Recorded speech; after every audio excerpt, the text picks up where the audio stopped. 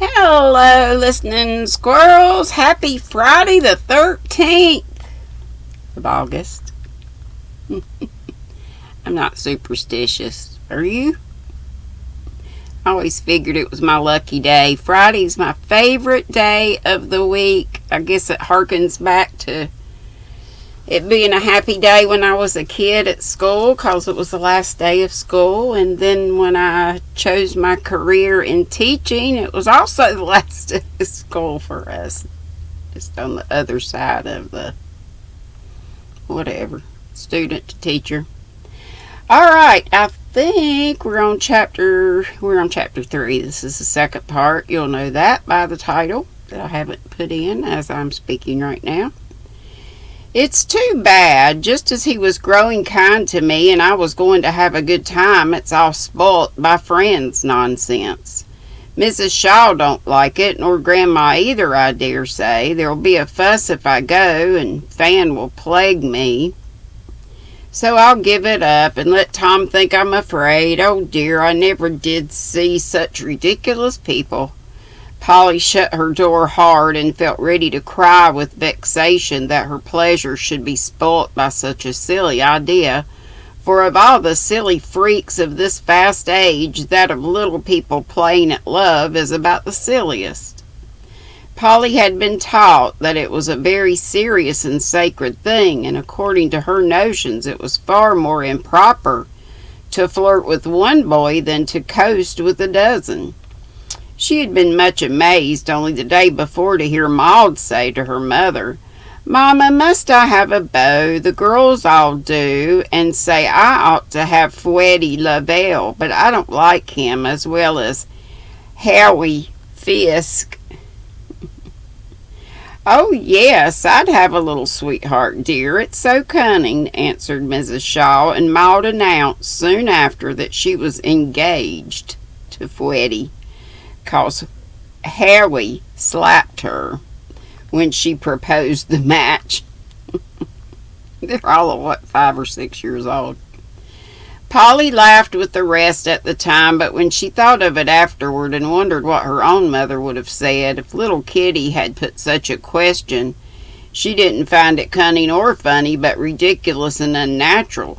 She felt so now about herself, and when her first petulance was over, resolved to give up coasting and everything else, rather than have any nonsense with Tom, who, thanks to his neglected education, was as ignorant as herself of the charms of this new amusement for school children.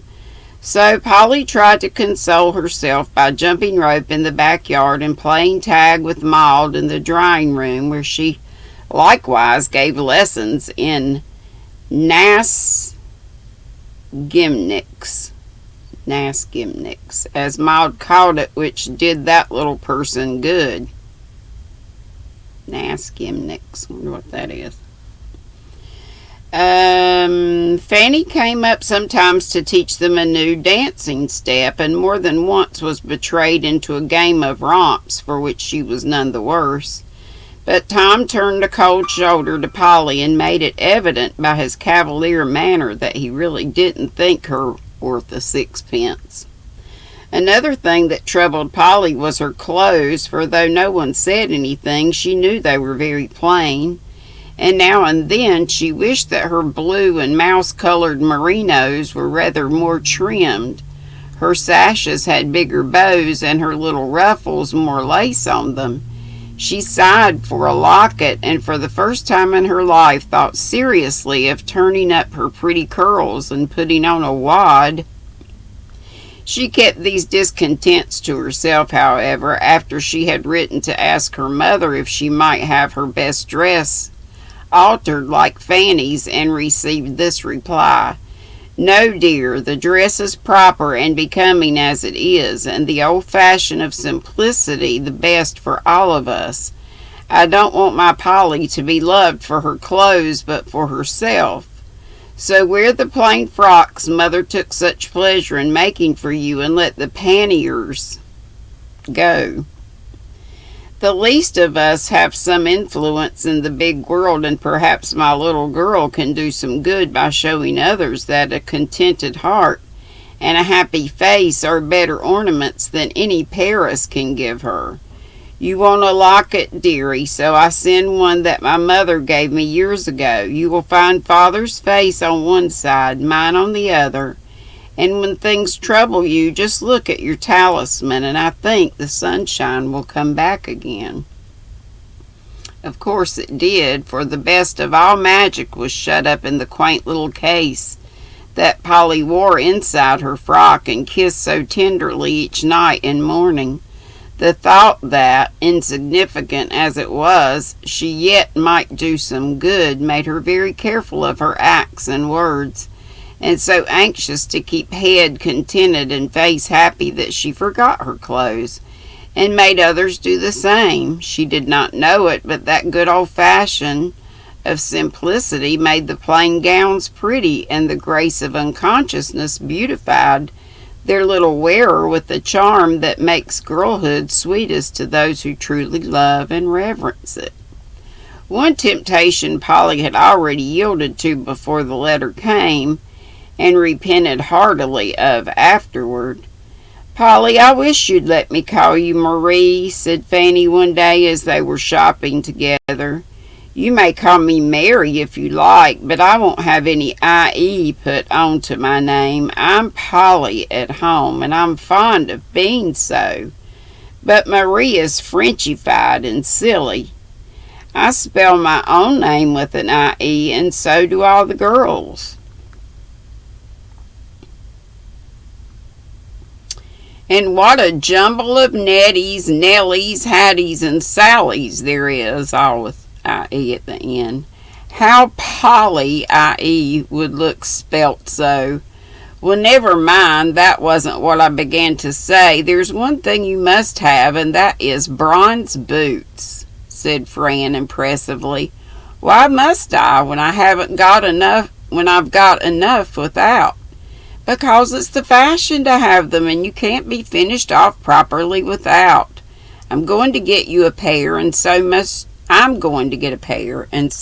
you.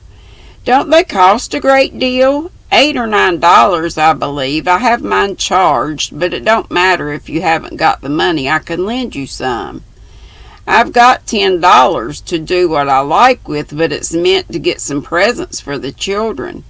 And Polly took out her purse in an undecided way. "You can make presents easy enough. Grandma knows all sorts of nice contrivances. They'll do just as well, and then you can get your boots." "Well, I'll look at them," said Polly, following Fanny into the store, feeling rather rich and important to be shopping in this elegant manner. "Aren't they lovely? Your foot is perfectly divine in that boot, Polly. Get them for my party. You'll dance like a fairy," whispered Fan. Polly surveyed the dainty, shining boot with the scalloped top, the jaunty heel, and the delicate toe, thought her foot did look very well in it, and after a little pause, she said that she would have them. It was all very delightful till she got home and was alone. Then, on looking into her purse, she saw $1 and the list of things she meant to get for Mother and all the children. And how mean the dollar looked all alone, and how long the list grew when there was nothing to buy the articles. "I can't make skates for Ned, nor a desk for Will, and those are what they have set their hearts on. Father's book and Mother's collar are impossible now, and I'm a selfish thing to go and spend all my money for myself. How can I do it?" And Polly eyed the new boots reproachfully as they stood in the first position, at like ballet, I guess. First position, as if ready for the party. "They are lovely, but I don't believe they'll feel good, for I shall be thinking about my lost presents all the time," sighed Polly, pushing the enticing boots out of sight. "I'll go and ask Grandma what I can do, for I've got to make something for everyone. I must begin right away, or I shan't get done," and off she bustled, glad to forget her remorse in hard work. Grandma proved equal to the emergency and planned something for everyone. supplying materials, taste, and skill in the most delightful manner.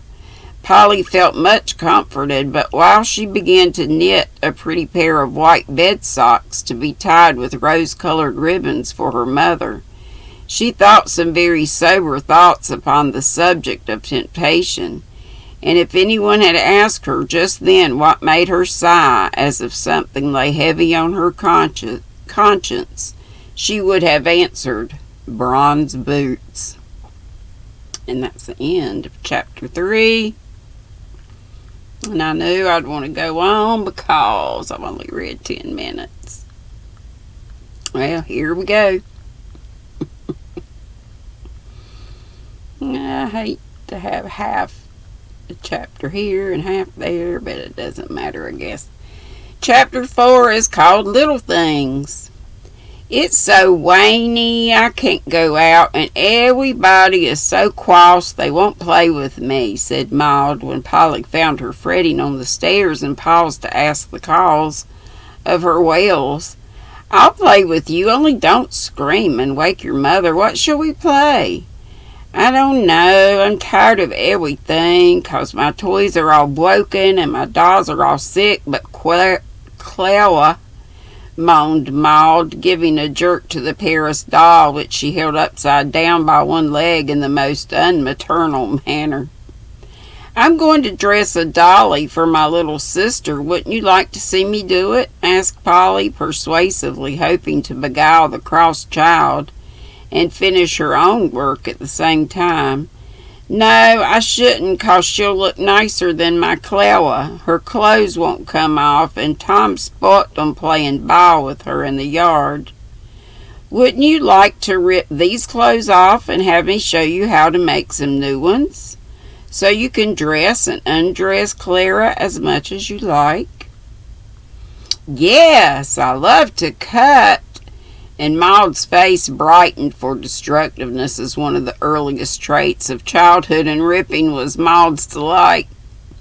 Establishing themselves in the deserted dining room, the children fell to work, and when Fanny discovered them, Maud was laughing with all her heart at poor Clara, who, denuded of her finery, was cutting up all sorts of capers in the hands of the merry little mistress.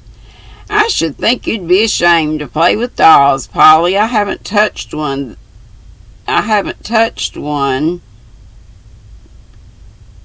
And then it says this. Ever so long, said Fanny, looking down with a superior air. I ain't ashamed, for it keeps Maud happy and will please my sister Kitty. And I think sewing is better than prinking or reading silly novels, so now. And Polly stitched away with a resolute air, for she and Fanny had had a little tiff because Polly wouldn't let her friends do up her hair like other folks and bore her ears. Don't be cross, dear, but come and do something nice. It's so dull today, said Fanny, anxious to be friends again, for it was doubly dull without Polly. Can't. I'm busy.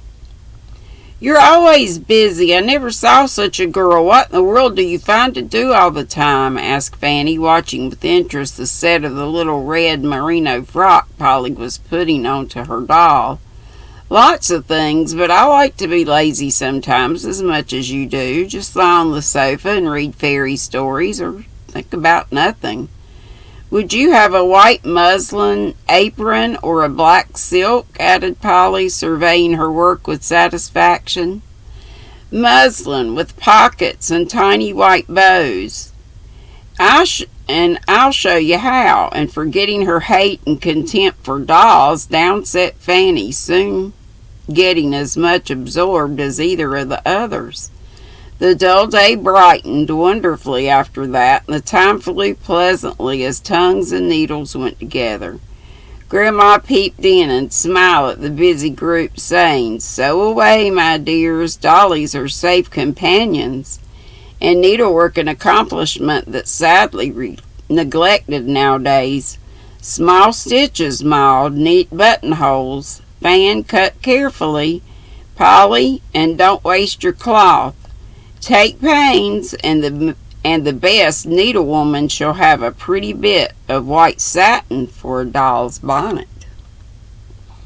Fanny exerted herself and won the prize, for Polly helped Maud and neglected her own work, but she didn't care much, for Mr. Shaw said, looking at the three bright faces at the tea table, "I guess Polly has been making sunshine for you today." "No, indeed, sir, I haven't done anything, only dress Maud's doll." And Polly didn't think she had done much, but it was one of the little things which are always waiting to be done in this world of ours, where rainy days come so often, where spirits get out of tune, and duty won't go hand in hand with pleasure. Little things of this sort are especially good work for little people. A kind little thought, an unselfish little act, a cheery little word are so sweet and comfortable that no one can fail to feel their beauty and love the giver, no matter how small they are. Mothers do a deal of this sort of thing unseen, unthanked, but felt and remembered long afterward, and never lost. For this is the simple magic that binds hearts together and keeps homes happy. Polly had learned this secret. She loved to do the little things that others did not see or were too busy to stop for, and while doing them without a thought of thanks, she made sunshine for herself as well as others. There was so much love in her own home that she quickly felt the want of it in Fanny's, and puzzled herself to find out why these people were not kind and patient to one another.